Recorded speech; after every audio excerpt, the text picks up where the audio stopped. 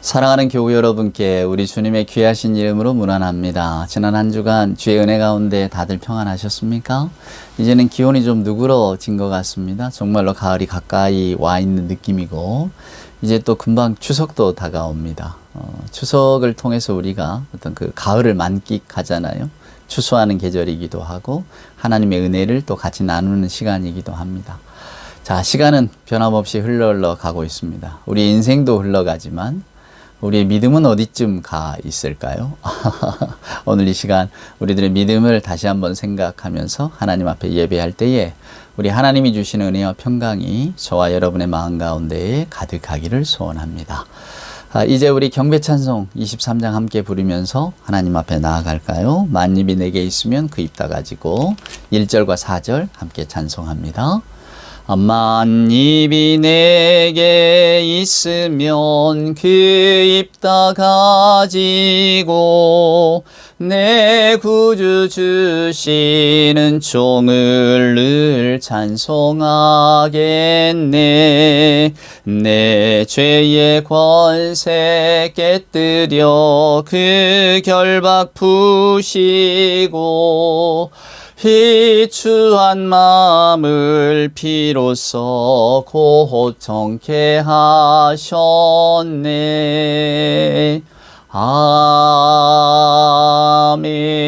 아멘. 사도신경으로 우리들의 신앙을 고백합니다. 전능하사 천지를 만드신 하나님 아버지를 내가 믿사오며 그 외아들 우리 주 예수 그리스도를 믿사오니 이는 성령으로 잉태하사 동정녀 마리아에게 나시고 본디오 빌라도에게 고난을 받으사 십자가에 못 박혀 죽으시고 장사한 지 사흘 만에 죽은 자 가운데서 다시 살아나시며 하늘에 오르사 전능하신 하나님 우편에 앉아 계시다가 저리로서 산자와 죽은 자를 심판하러 오시리라. 성령을 믿사오며 거룩한 공예와 성도가 서로 교통하는 것과 죄를 사하여 주시는 것과 몸이 다시 사는 것과 영원히 사는 것을 믿사옵나이다. 아멘. 성시를 교독하겠습니다. 오늘 우리가 함께 교독할 성시는 교독문 24번입니다. 교독문 24번 한 절씩 교독할까요? 하나님은 우리의 피난처시오 힘이시니 환난 중에 만날 큰 도움이시라. 그러므로 땅이 변하든지 산이 흔들려 바다 가운데에 빠지든지 바닷물이 솟아나고 뛰놀든지 그것이 넘침으로 산이 흔들릴지라도 우리는 두려워하지 아니하리로다. 한 시내가 있어 나뉘어 흘러 하나님의 성 곧 지존하신 이의 성소를 기쁘게 하도다. 하나님이 그 성 중에 계심에 성이 흔들리지 아니할 것이라. 새벽에 하나님이 도우리로다. 그가 땅끝까지 전쟁을 쉬게 하시며 활을 꺾고 창을 끊으며 수레를 불사르시는도다. 이르시기를 너희는 가만히 있어 내가 하나님됨을 알지어다. 내가 문 나라 중에서 높임을 받으리라. 내가 세계 중에서 높임을 받으리라 하시도다. 만군의 여호와께서 우리와 함께 하시니 야곱의 하나님은 우리의 피난처시로다. 아멘. 오늘 예배 찬송은 찬송가 429장을 한번 불러보겠습니다. 세상 모든 풍파 너를 흔들어. 429장 우리 1절과 3절 한번 찬송할까요? 예, 세상 모든 풍파 너를 흔들어 약한 마음 낙심하게 될 때 찬송합시다. 세상 모든 풍파 너를 흔들어 약한 마음 낙심하게 될 때에 내려주신 주의 복을 세워라. 주의 크신 복을 내가 알리라. 받은 복을 세어 보아라. 크신 복을 내가 알리라. 받은 복을 세어 보아라. 주의 크신 복을 내가 알리라. 세상 권세 너의 앞길 막을 때 주만 믿고 낙심하지 말아라. 천사들이 너를 보호하리니 염려 없이 앞만 보고 나가라. 받은 복을 세어 보아라. 크신 복을 내가 알리라. 받은 복을 세어 보아라. 주의 크신 복을 내가 할리라. 아멘. 예. 기도하겠습니다. 사랑과 은총으로 함께 하시는 아버지 하나님 감사합니다. 세상 근심 걱정이 너를 누르고 십자가를 등에 지고 나갈 때 주가 내게 주신 복을 세어보고 두려움 없이 찬송하고 나가라는 하나님, 오늘 429장의 이 찬송가를 생각하며 하나님 앞에 다시금 감사를 올립니다. 태풍의 험한 바람이 바다 안으로 밀려가듯 저희들 마음속 세상에 대한 두려움과 염려가 정말로 태풍처럼 밀고 있는 이 마음들이 잔잔하게 가라앉을 수 있도록 주여 도와주시옵소서. 또한 우리의 욕심으로 욕정으로 가득 찬 마음, 때로는 시기와 질투로 가득 찬 마음, 또 미움과 공격적 경쟁으로 요란한 마음, 오늘 또 주 안에서 주의 성령에 힘입어서 잔잔하게 가라앉게 하여 주시옵소서. 아버지 하나님, 세상은 언제나 우리에게 많은 것을 이야기하고 요구합니다. 그 세상에 들떠서 저희들의 마음이 이리저리 갈팡질팡합니다. 오늘 이 예배 시간 저희들의 마음을 가라앉혀 주시고 무엇보다도 저희들의 믿음과 신앙이 오늘 하나님 안에서 더 잘 정돈되어질 수 있도록 주여 도와주시옵소서. 사랑의 하나님, 저희들의 생각과 마음 가운데 또한 저희들의 삶과 일터에 저희들의 나라에 하나님 속히 임하여 주시옵소서. 성실하고 늘 정직하게 일하며 깨끗한 땀을 흘려 얻은 그런 재물들이, 그리고 그 재물들을 통하여서 아름답고 풍요롭게 살아갈 수 있도록 하나님 경제와 정치와 모든 불의한 사회 세력들을 없애주시고 저희들이 온전히 하나님이 이끌어 가시는 그 아름다운 나라를 바라볼 수 있도록 주여 도와주시옵소서. 사람이 수단이 아니라 목적이 되어지는 그런 세상을 살게 하여 주옵시고 이 땅에 조금이나마 부족하고 연약한 자들이 힘을 얻을 수 있는 그런 저희들이 넉넉한 품으로 그들을 품고 또한 도와주고 위로할 수 있는 그런 세상 만들어갈 수 있도록 주여 도와주시옵소서. 저희들 각각의 가정 가운데 쌓인 어려움들이 있습니다. 하나님 지혜롭게 풀기를 원하지만 잘 풀려지지 않는 경우에도 주께서 함께 하시고 특별히 세상과 여러 가지 인간관계 속에서 오는 염려들 가운데서 저희들 자유할 수 있도록 더 크게 하나님의 진리에 눈을 뜰 수 있도록 하나님 도와주시옵소서. 저희들의 생각과 마음을 주의 성령께서 주장하여 주시고 늘 하나님의 약속을 믿고 담대함과 든든함 속에 살아갈 수 있도록 주여 도와주시옵소서. 오늘 또 세상보다 훨씬 연약한 저희들이 주의 도우심을 구하기에 고개를 숙였습니다. 상처 입기 쉽고 또 깨어지기 쉬운 저희들의 삶과 심령을 하나님 붙들어 주시고 오늘 또 주님의 말씀을 더더욱 신뢰하며 우리의 허락하신 삶의 자리로 돌아갈 수 있도록 주여 함께하여 주시옵소서. 주시는 말씀 내 마음속에 새기게 하시고 그 말씀을 내 발 앞에 등불로 삼아 저희들에게 허락하신 인생의 그 시기 동안에 뚜벅뚜벅 하나님을 향하여 잘 걸어갈 수 있도록 하나님을 가까이 함이 내게 복이라고 고백하는 우리 모두가 될 수 있도록 주여 도와주시옵소서. 이제 예배에 참여하는 자들마다 하나님 주의 성령으로 사로잡아 주시고 온전히 주의 말씀에만 집중케 하여 주시옵소서. 주께서 함께 하시고 이 예배를 인도하여 주심에 감사드리옵고 우리 구주 예수님의 귀하신 이름으로 간절히 기도드리옵나이다. 아멘. 오늘 우리에게 주시는 하나님의 말씀은 출애굽기에 있는 말씀을 한 절 보겠습니다. 출애굽기 13장. 이제 모세가 이스라엘 백성들을 이끌고 애굽에서 막 탈출할 때의 그 이야기입니다. 출애굽기 13장 17절 18절 말씀 한번 보실래요? 출애굽기 13장 17절 18절. 바로가 백성을 보낸 후에 블레셋 사람의 땅의 길은 가까울지라도 하나님이 그들을 그 길로 인도하지 아니하셨으니 이는 하나님이 말씀하시기를 이 백성이 전쟁을 하게 되면 마음을 돌이켜 애굽으로 돌아갈까 하셨습니다. 그러므로 하나님이 홍해의 광야 길로 돌려 백성을 인도하시매 이스라엘 자손이 애굽 땅에서 대열을 지어 나올 때에 오늘은 여기까지 읽도록 하겠습니다. 제가 며칠 전에 꿈을 꿨습니다. 마지막 군종 목사로 이렇게 지낼 때에 강원도 원주에서 근무를 했었거든요. 근데 그 원주에 가면 이제 병지방인 계곡이라고 하는 아주 아름다운 계곡이 있습니다. 시원한 계곡물이 사시사철 맑게 흐르는 곳이죠. 그래서 저는 언젠가 제가 낸 책에서 그 병지방 계곡에서 꺽지 잡던 이야기를 쓴 적이 있습니다. 근데 며칠 전에 그 꿈을 꿨어요. 제가 막 그 병지방 계곡에서 꺽지를 잡으려고 물속에서 쫓아다니던 꿈이었습니다. 이 조그만한 고기 통에는 물고기가 가득 들어있고, 또 제가 이렇게 바위 틈에 숨은 꺽지를 보고 아주 정신없이 그것을 쫓았는데요. 잡아야 되니까. 근데 그 꿈속에서 문득 그 생각이 들더라고요. 꿈속의 생각이에요. 내가 이렇게 꺽지를 많이 잡아서 내가 뭘 하지? 나는 지금 저 꺽지를 잡으려고 이렇게 애를 쓰고 있는데 내가 이 꺽지를 잡아서 뭘 하지? 그냥 한번 보고 놔줄 뿐인데? 어쩌면 우리 인생이 이런 거 아닐까? 여러분, 이게 꿈의 생각이었어요. 그래서 제가 깜짝 놀랐어요. 일어나서 생각한 게 아니고 꿈속에서 제가 그 생각을 하고 있더라고요. 어쩌면 우리가 사는 것이 꺽지 잡는 것인지도 몰라. 우리는 무언가 일을 하고 또 뭔가를 얻으려고 열심히 애를 써서 그 물고기 통에다가 잔뜩 채워두지만 결국에는 그것을 뭐 어떻게 하지도 못하고 한번 보고 그냥 다 놔준단 말이에요. 그냥 놔줄 뿐이에요.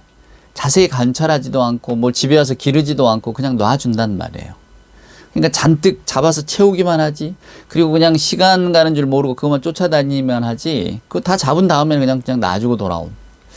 그러니까 어쩌면 이건 이제 꿈에서 깬 생각입니다. 깨서 나서 그래, 어쩌면 우리 인생이 이렇게 뭔가를 차곡차곡 채워두고 재우는 삶을 살지만 결국 나는 그걸 다 쓰지도 못하는 거 아닐까? 그냥 모으는 데만 마음을 두는 거죠. 모으고 또 그 재미가 있으니까. 우리의 삶이 그게 아닐까요? 우리는 무언가를 늘 모으려고 하고 가지려고 하고 간직하려고 합니다. 근데 어쩌면 그 모으고 간직하는 것들을 저희가 다 사용할 수 있을까요? 어떤 분이 그런 이야기를 하더라고요. 쓰는 것만이 내 돈이라고. 내가 번 돈이 내 돈이 아니라 쓰는 것만이 내 돈이라. 아마 공감하는 분이 있으실 줄 압니다. 오늘 하나님의 말씀을 보면 이스라엘 사람들이 왜 홍해길로 가야만 하는가, 왜 하나님께서 이스라엘 사람들을 홍해길로 인도하셨나에 대한 이야기가 여기 나와 있습니다. 여러분 17절에 읽어보면 블레셋 사람의 땅의 길은 가까울지라도 하나님이 그 길로 인도하지 않으셨다. 즉 가까운 길이 있었단 말입니다. 하나님이 인도하시는 가나안 땅, 적과 꿀이 흐르는 그 팔레스타인 땅으로 인도하는데 애굽에서부터 그곳까지 최단기간의 거리가 있었다 그 말이에요. 한 달 정도 학자들은 이야기합니다. 한 달 정도 가면 도달할 수 있는 곳입니다. 근데 그 길을 택하지 않았다는 거예요. 그러니까 오늘날 우리식으로 이야기한다면 뭐 부산이라고 할까요? 대전이라고 해야 되겠군요. 대전에서 이제 서울로 가는 길이 가야 되는데 대전에서 서울로 가야 되는 길을 가려면 뭐 천안이라든가 이쪽으로 길을 잡아야 될 것 아닙니까? 근데 대구 쪽으로 길을 잡았다 그 말이에요. 이게 완전히 엉뚱한 길인 거죠. 근데 오늘 내용은 이렇게 되어 있습니다. 블레셋 사람의 땅으로 인도하지 않은 것은 사람들이 그 블레셋 사람들을 보고 겁이 나서 다시 애굽으로 돌아갈까 함이더라. 그래서 하나님께서 홍해길로 인도하셨다. 물론 그 블레셋 사람들이 살고 있는 땅으로 인도했다면 뭐 40년씩이나 걸리지 않았겠죠. 그런데 그 길로 인도하지 않으시고 홍해길로 인도한 것은 그들이 두려워할까 봐. 근데 여러분 놀랍게도 우리는 이 다음 이야기를 잘 알고 있습니다. 홍해가 갈라지는 것을 보잖아요. 홍해. 어떤 분은 이렇게 이야기하더라고요. 고고학적으로 거기를 이렇게 우리가 연구를 해보면 그 홍해라고 하는 곳의 이름이 원래 갈대바다입니다. 갈대바다라고 하는 것은 밑은 진창이되 위에 갈대가 이렇게 무수히 자라 있는 곳인데 모세가 40년 동안이나 그쪽에서 양치기를 하면서 지리를 너무 잘 알고 있었다는 거죠. 그러니까 그 진창길로 인도하는 것은 결국은 애국 군대의 추적을 피하기 위해서. 애국 군대가 추격해 오잖아요.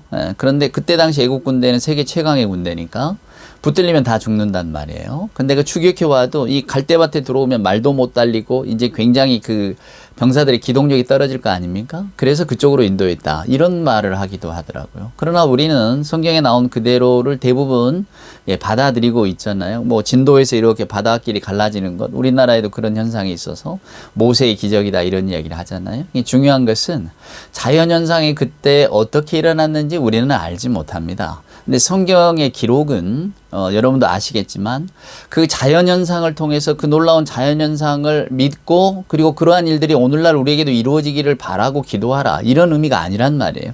예수님의 기적 이야기도 마찬가지입니다. 예수님의 기적 이야기를 그냥 거기서 병자를 치료한 이야기, 그래서 우리도 예수님께 예수께서 하시듯이 우리도 하나님 앞에 기도하고 주의 능력을 빌면 우리도 그 병자를 고칠 수 있다 이런 식으로 가버리면 성경을 크게 오해하는 이야기입니다.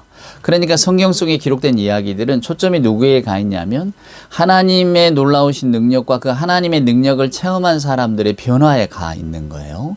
그러니까 오늘 제가 이야기한 것처럼 어떤 분은 이 홍해가 실은 바다가 아니고 갈대바다였대요. 그때 그 고대근동의 지리를 연구하는 학자들이 많은 분들이 이렇게 이야기를 합니다. 이렇게 말을 하는 거예요. 홍해 바다가 갈라진다는 것, 그리고 그게 닫혀서 무수히 많은 애국 군대가 수장됐다는 것, 이게 참 믿기 어렵고 설득하기 어려우니까 실은 홍해라고 하는 그 이름 자체가 갈대바다라는 뜻인데 갈대 많은 곳에 인도했어요. 뭐 이런 식으로 모세가 그쪽 지리를 알았거든요. 마치 무슨 제갈량이 동남풍이 불어서 그 조조의 군대를 쓸어버리는 삼국지 이야기처럼 뭐 그런 식으로, 또 우리 뭐 이순신 장군이 울돌목에서 그 외적을 물리친 것처럼 그 지형지물을 잘 이용한 거잖아요. 모세도 그렇게 해서 애굽의 군대를 물리쳤어요. 뭐 요렇게 이야기하는, 그러니까 합리적으로 이성적으로 설명을 하려니까 그런 거죠.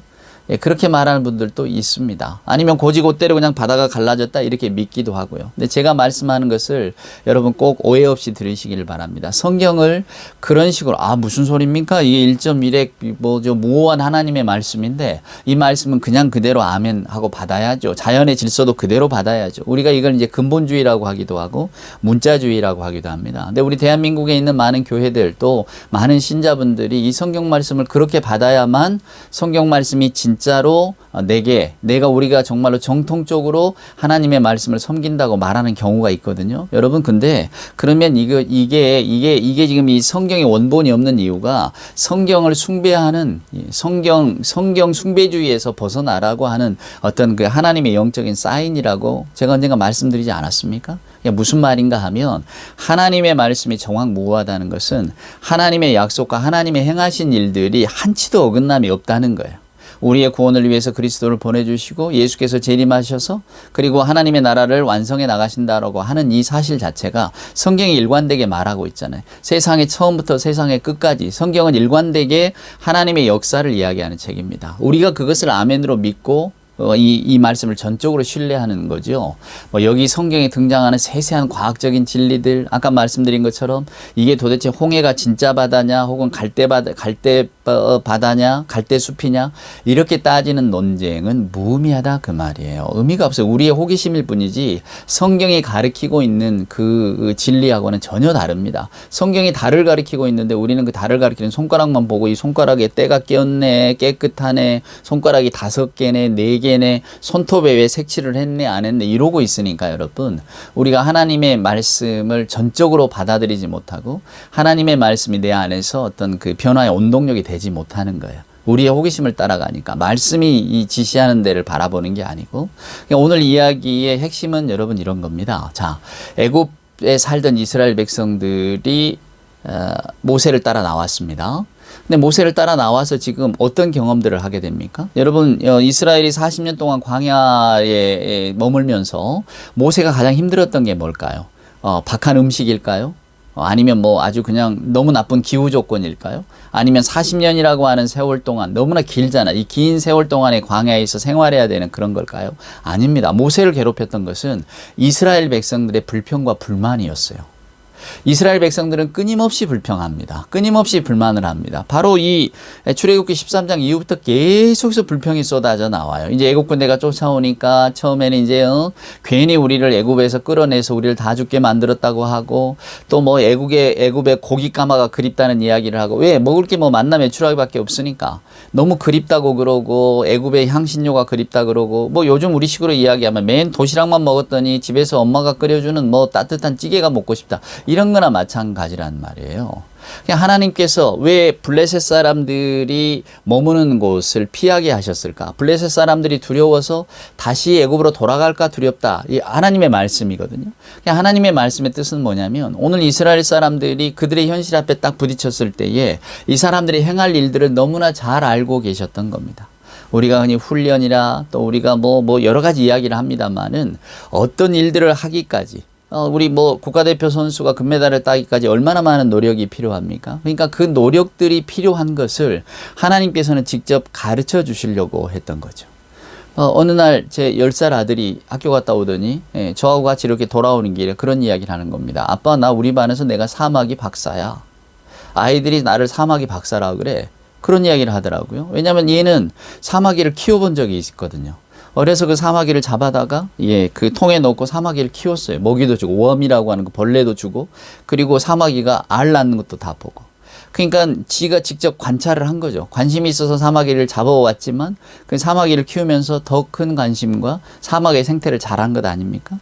그런 이야기를 하니까 아이들이 너는 사마귀 박사다 이렇게 이야기를 해주는 거예요. 자, 만약에 어떤 생물학과의 교수님이 사마귀의 생태에 대해서 이야기한다고 해도 아마 어쩌면 우리 아들이 가지고 있는 그런 사마귀적인 지식보다도 못할 수도 있습니다. 왜냐하면 그분이 사마귀를 키워봤다는 그런 경험이 과연 있을까요? 제가 무슨 말씀을 드리고자 하는 거냐면 그만큼 경험이라는 건 중요한 겁니다. 제가 제 책, 첫 번째 책에 낸 머릿말에 이런 글을 쓴 적이 있어요.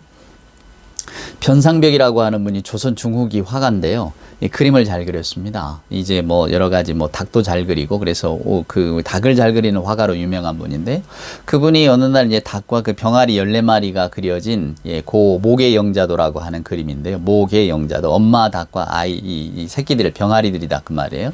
그 이야기를 한번 이렇게 지방 강연을 하면서 어떤 우리 오주석이라고 하는 학자가 설명을 했나 봅니다. 그 그림은 17세기 그림이니까요.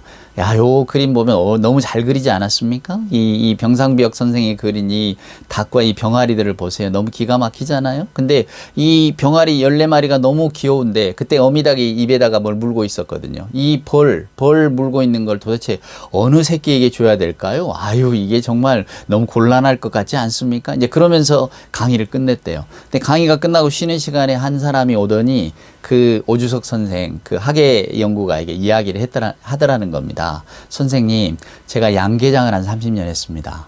그러니까 이 닭이라고 하는 것이 아주 모정이 살뜰한 짐승입니다. 그러니까 병아리들에게 먹이를 줄 때 그냥 주지 않는다는 거예요. 다 잘게 썰어서 준다는 겁니다. 다 잘게 자기가 씹어서 이 벌 같으면 아주 다 산산조각을 내서 그 한 조각씩 먹기 좋게 잘라낸 다음에 병아리 입에 넣어준다는 거예요. 그래서 그 강의를 했던 선생님이 다시 그 그림을 들여다봤대요. 그런데 과연 어미 닭이 이 벌을 물고 이렇게 병아리 14마리 주변에 있는데요. 다 이 병아리들이 엄마 닭을 보고 있죠. 근데 단 한 마리도 입을 벌리고 있는 놈들이 없더래요. 왜냐하면 아직 엄마가 이 병아리들을 이렇게 이 입에 문 이 벌을 다 뜯질 않았기 때문에. 그러니까 그 오주석이라고 하는 분이 쓴 글에서 그분이 자기가 크게 깨달았답니다. 이게 책상에서 공부하며 깨달은 현실하고 직접 경험해서 본 게 이렇게 생생하고 차이가 있구나. 그러니까 아까 말씀드린 것처럼 제 아들이 10살이지만 오히려 생물학과의 어떤 곤충을 연구하는 교수님들보다도 사마귀 생태에 대해서는 더 잘할 수가 있는 거죠. 왜? 키워봤으니까. 저는 하나님의 역사가 여기서 드러난다고 생각합니다. 이스라엘 백성에게 아무리 은혜를 이야기하고 또 10가지 재앙, 애굽에게 내렸던 10가지 재앙에 대한 이야기를 해 주신다고 해서 그리고 그걸 목도했다고 그래서 사람들의 마음이 순식간에 변하는 게 아닙니다. 그렇죠? 이 사람들에게 필요했던 것은 하나님의 은혜에 대한 가장 절실한 경험이었던 거예요. 그래서 하나님께서는 일부러 그들을 홍해길로 인도하시고 무려 40여 년 동안에 수많은 하나님의 은혜를 경험하게 한 겁니다. 우리는 성경을 다 알고 있잖아요. 이스라엘 백성들이 맨 처음에 애굽 왕 바로를 떠나서 광야로 나오게 됐을 때 그들은 얼마나 기뻤을까. 이젠 드디어 우리가 하나님의 보호하심 아래 살게 되었구나. 이제 우리에게는 고생 끝 어떤 천국 시작이겠구나 생각하지 않았겠습니까? 근데 그들을 기다리고 있는 것은 광야 40년의 혹독한 생활이었어요. 장밋빛 인생이 아니었다는 겁니다. 그리고 여러분 우리는 잘 알잖아요. 가나안 땅에 들어간 사람 20세 이상의 남자들 다 죽었단 말이에요. 그러니까 그때 당시에 그냥 성인으로서 생각하고 사고하고 하나님께서 애굽에서 우리를 불러내어 주셨구나. 내가 자발적인 신앙에 따라서 하나님을 따라 나왔다. 이렇게 생각했던 사람들은 다 죽었다 그 말입니다. 그러니까 그만큼 광야 생활이 혹독하고 힘들었어요. 그럼 오늘 이 본문이 가르쳐주고 있는 이야기는 뭘까요? 아니 결국은 나온 사람들 아무도 적과 꿀이 흐르는 땅에 들어가지 못했으니까 결국 하나님께서 이스라엘 백성들을 고생만 시키신 거 아닙니까? 이걸까요, 여러분? 성경은 저와 여러분에게 하나님의 약속과 하나님의 미래에 대한 이야기를 해 주십니다. 자, 이스라엘 백성들이 40년 광야에서 헤매다가 이제 여호수아의 영도에 따라서 가나안 땅에 들어가서 자리를 잡습니다. 다윗 왕국, 솔로몬 왕국 쭉 이렇게 지내죠. 그러나 그들에게 계속해서 닥쳐왔던 운명은 결국은 출애굽하고 한 800여 년 후에 결국 이스라엘 백성이 망합니다. 바벨론에게 망해요. 다 끌려가잖아요. 다 끌려갑니다. 그래서 이제 성경을 연구하는 분들은 그때 그 바벨론 유수라고 합니다만은 그 포로로 갔다 그 말이에요. 포로로 끌려간 시절에 이제 이스라엘 백성들이 이걸 성경을 기록하기 시작했습니다. 구전으로 내려오던 것들을 다 기억하고 있다가 그때 당시에 글로 썼습니다. 왜 그랬을까? 우리가 비록 바벨론에 다 끌려와 있지만 우리가 하나님의 역사를 기억하자는 거예요. 하나님께서 우리 민족에게 하나님을 믿는 우리 유대 민족에게 어떤 복을 주셨는가? 맞다. 한 800여 년 전에 우리가 다 애굽 땅에 포로로 있었지. 그래서 그때 우리가 또 하나님의 인도하심 따라서 나오지 않았나? 그 포로된 자가 풀려나는 기쁨을 보지 않았나? 지금 우리가 바벨론 땅에 있는데 결국 하나님께서 우리를 또 회복시켜 주실 거야. 이런 소망의 메시지를 서로 나누지 않았겠습니까? 그런 필요가 있었기 때문에 오늘 이 성경 말씀, 구전으로 내려오던 것들을 또 다 기록한 것이죠. 듣던 조상 때부터 아버지의 아버지로부터 계속해서 들어왔던 이야기들을 이제 우리 후손들에게 이야기를 좀 들려주자. 그리고 우리가 거기에서 하나님께서 주시는 소망과 확신을 좀 갖고 살아가자. 그러지 않았겠습니까? 하나님의 말씀이라고 하는 것은 가장 절망의 순간에 우리에게 비춰주는 한 줄기 빛입니다. 그리고 그 빛을 본 사람들은 다 일어날 수가 있는 거죠. 다 그 일어나는 어떤 그 놀라운 현장들이 되어지는 겁니다. 우리의 현실 속에서. 그러니까 이스라엘 백성들은 바벨론 포로로 끌려가서 다시 이야기를 기억하면서 맞아. 그때 하나님께서 우리 조상들에게 이런 은혜를 베푸셨지. 비록 우리 조상들은 대부분 그들은 다 광야에서 그렇게 죽음을 맞이했지만 그럼에도 불구하고 오늘 이 하나님의 메시지, 성경의 메시지는 우리에게 영원하신 하나님의 나라, 하나님의 통치하심이 있다는 것을, 그 약속이 여전하다는 것을 우리에게 보여주고 있지. 그걸 가지고 또 소망을 품지 않았겠습니까? 자, 이스라엘 백성들이 바벨론 포로에서 놓여놨습니다. 그리고 또 이제 그들만의 삶을 살아가는데 그게 어디 녹록합니까? 또 이제 한 600~700년이 지난 다음에 로마의 식민지가 됐죠. 그리고 우리가 잘 아는 대로 사도 요한은 반모섬에 끌려갑니다. 반모섬에서 사도 요한이 또 어떤 메시지를 씁니까? 너 큰 음녀 바벨론, 큰 성 바벨론아 너희는 무너졌도다. 바벨론이 결국 아까 말씀드린 그 기원전 600년 이때 다 이스라엘 백성들을 잡아갔던 나라거든요. 그 위로 올라가면 또 애굽이 있는 거죠. 애굽, 바벨론, 또 로마 다 전부 다 이스라엘 백성들을 억압하고 힘들게 했던 제국들입니다. 근데 그 제국의 소나기 속에서 이제 우리는 소망도 없고 다 잃어버렸다라고 했을 때 아니야. 우리에게는 하나님의 말씀이 있어. 우리에게는 하나님 경험이 있어. 옛적에 하나님께서 우리에게 이런 일들을 하셨어 라고 하는 것을 기억하면서 하나님의 약속을 믿게 되는 거죠. 여러분, 우리도 일제의 강점기를 거쳤습니다. 그때 이제 1940년 또 41년 태평양 전쟁이 발발하고 42년, 44년 사이에 우리나라에 굉장히 강하게 불었던 바람 자체가 내선일체라고 하는 바람이었어요. 내선일체, 일본 본토 내하고 조선 모두 다 하나다 그 말이에요. 이게 뭡니까? 식민 통치를 하기 위한 하나의 방식 아닙니까? 일본이 우리로 하여금 자기들과 똑같다. 너희들도 우리 민족이다. 너희들도 황국의 신민이다. 그러니까 충성하라. 뭐 이런 거 아니겠어요? 전쟁터에도 나가고 말이야. 우리는 다 한 몸이니까. 결국 이게 뭡니까? 하나의 통치 수단 아니에요. 근데 놀랍게도 우리나라 안에 있던 많은 분들도 이 내선일체를 따라가는 사람들이 있었고 주장하는 사람들이 있었다 그 말입니다. 왜? 그들이 보기에 뭐 조선의 독립은 너무 멀고 요원하거든요. 친일파로 유명했던 이광수 선생, 그 유명한 문학가 있지 않습니까? 이광수 선생도 나중에 재판받을 때, 왜 이제 반민족, 친일 반민족 뭐 행위자 다 그 재판받던 시절이 있지 않았습니까? 그때 법정에서 그가 한 말이, 나는 일본이 이렇게 빨리 망할 줄 몰랐다고, 이렇게 말하지 않습니까? 일본이 이렇게 빨리 망할 줄 몰랐다고 하는 사람들의 생각 속에는 내선일체가 있는 거죠. 이제 일본과 조선을 뭐 따로따로 구분하고 뭐 독립한다 해봐야 소용없으니 우리가 그냥 한 나라가 돼서 다 대항하자. 적들에 대항하고 우리 제국을 이루어 보자. 뭐 이런 거 아니겠어요? 그때 당시에 현명하게 생각했던 사람들, 스스로가 현명하다고 생각했던 사람들은 그렇게 보았겠죠.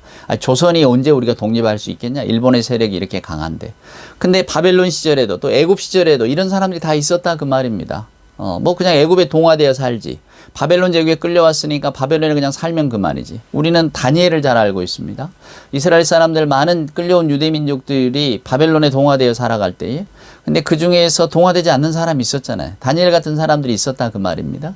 성경은 그 사람의 이야기를 들려주고 있는 겁니다. 세상의 질서, 제국의 어떤 그 통치보다는 하나님의 약속과 하나님에 대한 신뢰를 가지고 있었던 사람들.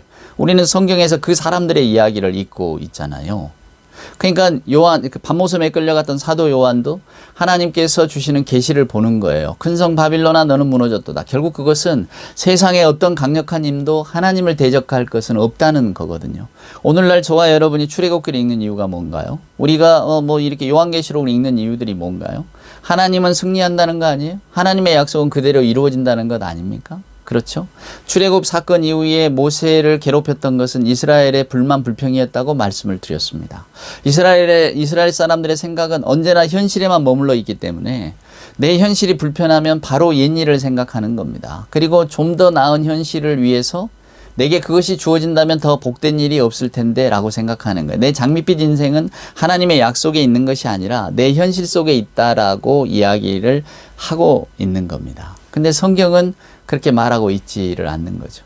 제가 지난주에도 여러분께 그런 류의 말씀을 드렸습니다만은 우리는 이 세상을 살아가는 동안에 끊임없이 이것 때문에 갈등합니다. 하나님인가 세상인가, 바빌론인가 하나님의 도성인가. 우리는 항상 이 생각을 하거든요. 근데 우리의 스탠스는 애매하기 때문에 하나님의 나라를 택하자니 현실의 삶이 좀 팍팍해질 것 같고 그러면 싫단 말이에요. 고통 좋아하는 사람이 누가 있겠습니까? 분명히 우리는 출애굽기를 읽으면서 그래 맞아 하나님께서 이스라엘 백성들을 훈련시키려고 이러시는 거야. 현실의 경험만큼 뼈저린 건 없어. 이스라엘 사람들이 현실에서 하나님의 은혜를 경험하게 될 때에 그들이 하나님을 더 잘 섬기게 되겠지. 그래서 하나님께서는 이것을 위해서 이스라엘을 40년 동안 마치 광야에서 하드 트레이닝을 시키신 거야. 요렇게 우리는 생각한단 말이에요.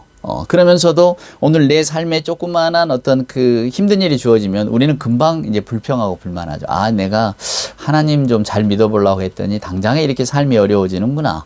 하나님을 내가 더 잘 믿어보려고 했더니 이게 정말 이게 내가 세상 살아가는데 결핍이 생기는구나. 내가 좀 외로워지는구나. 내가 좀 뭐랄까 좀 바보 취급을 받는구나. 요런 생각이 드실 때가 있을 겁니다. 그죠? 예수를 잘 믿을수록 세상과 동떨어질 수는 있습니다. 그런데 성경이 저와 여러분에게 말하는 것은 그것 때문에 두려워하지 말라는 거죠. 하나님이 홍해를 갈라놓으신다는 거예요. 하나님께 충성하면 세상의 복으로 갚아주신다. 이건 다 엉터리 이야기입니다. 예, 그것은 우리 듣기 좋게 하는 이야기고요. 여러분 그 말에 속지 마세요. 오늘 하나님의 말씀은 그렇게 우리에게 들려지는 게 아닙니다. 비록 우리가 이 땅에서 어떤 어려움과 시련을 당한다 할지라도 그것이 하나님을 더 잘 믿어보려고 하는 또 하나님의 말씀, 성경이 그렇게 말하고 있지 않기 때문에 세상 사람들은 다 그 길로 가도 나는 좀 딴 길로 가보겠어요 라고 결심한 것 때문에 우리에게 주어지는 어떤 그 어려움이나 힘듦이나 모욕 같은 것은 성경은 잘 견뎌내라고 우리에게 이야기를 하는 거예요. 그러면서 오늘 이 말씀을 들려주는 겁니다. 블레셋 사람들 있는 대로 지나가면 한 달이면 가깝지. 그리고 블레셋 사람들이 이스라엘 죽이려고 오면 하나님께서 왜 보호 안 해주시겠어? 뭔가 또 다른 어떤 것을 통해서 그들을 팔레스타인으로 인도하시겠지. 근데 왜 하나님께서는 그 길을 안 택하시고 어떤 그 홍해길을 택해서 결국은 40년 동안이나 이스라엘 사람들을 돌게 하셨을까? 우리는 모른단 말이에요.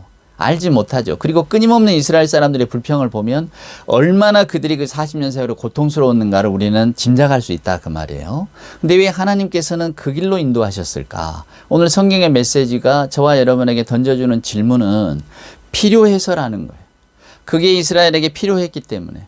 오늘 저와 여러분에게 이런 말씀을 전하게 하고 듣게 하시는 이유가 뭘까? 그래서 내가 이 말씀을 안 들었더라면 그냥 내가 내 원대로 혹은 세상의 방식대로 살아갈 걸. 그럼 나에게는 아무 문제가 없을 것 같은데 괜히 내가 오늘 이 설교 말씀을 듣고 아 그래 나도 하나님의 말씀 성경에서 하지 말라는 건 하지 않고 성경이 기꺼이 가라고 하는 길을 좀 걸어가야 되겠다. 그렇게 결심하고 갔더니 결국은 세상에서 소외되고 사람들 손가락질 받고 내가 하던 사업에서는 별로 안 좋아지고 이만큼 많이 벌 수 있는 걸 나는 조금밖에 못 벌고 이렇게 이런 현실을 맞닥뜨릴 수 있는 거죠. 성경은 그 현실을 장밋빛으로 바꿔주는 책이 아닙니다. 하나님의 약속과 하나님의 미래가 있다는 것을 우리에게 들려주고 있는 책이죠.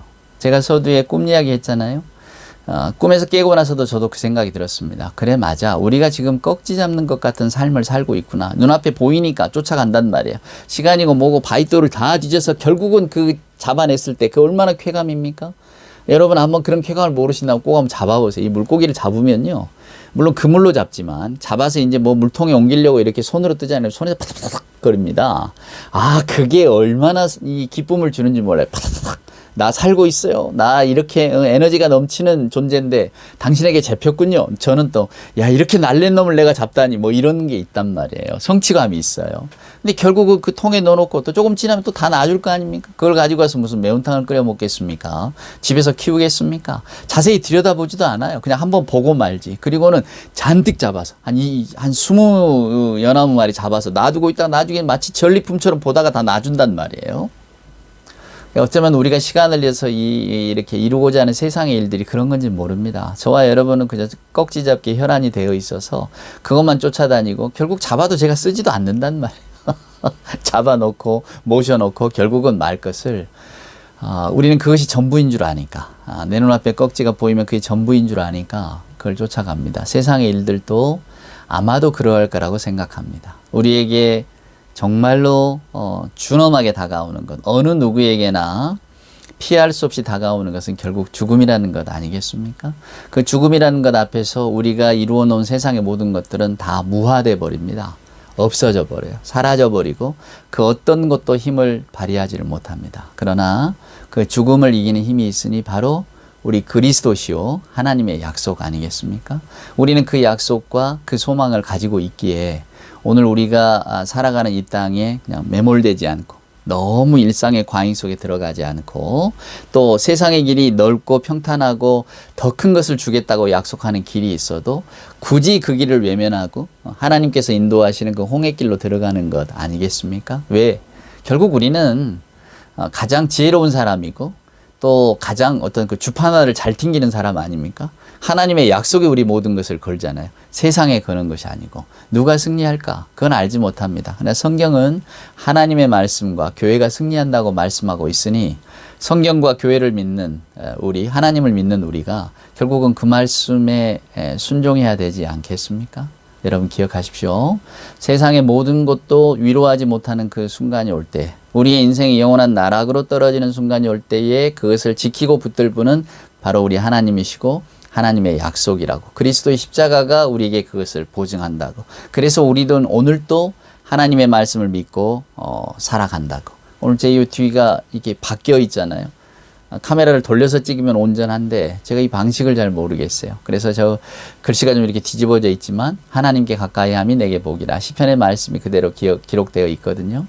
저와 여러분도 저 복이 뭐겠습니까? 그저 통장에 뭐가 많이 쌓이고 뭐가 어떻고 하는 맛있는 거 많이 먹으러 놀러 다니고 좋은 데 다니고 이런 게 복이겠습니까? 예, 하나님께 가까이 함이 내게 복이라고 하는 것은 영원하신 하나님의 약속에 우리가 기대어 살 때 우리 인생의 허물을 이길 수 있고 또 우리를 영원한 나락으로 떨어지지 않게 붙들어주는 그 든든한 말씀이 있으니 이게 얼마나 복된 일인가 라고 하는 겁니다. 마지막으로 이 말씀만 드리고 설교를 마치도록 하겠습니다. 여러분 자신을 세상을 너무 믿고 신뢰하지 마십시오. 그것은 하나님을 모르는 사람들도 다 믿고 신뢰하는 바입니다. 근데 우리에게는 또 하나가 있잖아요. 예, 저는 이렇게 생각합니다. 성경은 또 우리 믿는 신앙은 저와 여러분에게 세 가지 세상을 보여주는데, 하나는 지금 세상입니다. 그 다음에 다음 세상이에요. 그리고 또 하나가 뭔지 아십니까? 지금 세상과 다음 세상, 그리고 또 하나는 다른 세상이에요. 다른 세상과 다음 세상을 보여주는 것이 하나님의 말씀입니다. 오늘 또 이 말씀에 붙들린 다르고 또 다음 세상을 보여주는 우리 하나님의 말씀을 잘 기억하시면서 오늘 또 하나님께 가까이함이 내게 복이라. 그 성경 말씀을 마음속에 새기는 여러분이 되시기를 주님의 이름으로 축원을 드립니다. 기도하시겠습니다. 이제는 우리 구주 예수 그리스도 크신 은혜와 아버지 하나님의 망극하신 사랑하심과 자비하신 성령님의 함께하심이 이 시간 주의 말씀을 듣고 깊이 묵상하면서 하나님의 약속 가운데 또 다른 세상을 보기를 소원하는 우리 예배하는 모든 하나님의 자녀들 머리머리 위에와 저들의 생각과 믿음 위에 우리 주님 사랑하시는 복된 교회 위에 이제로부터 영원 무궁토록 함께하여 주옵기를 간절히 축원하옵나이다. 아멘.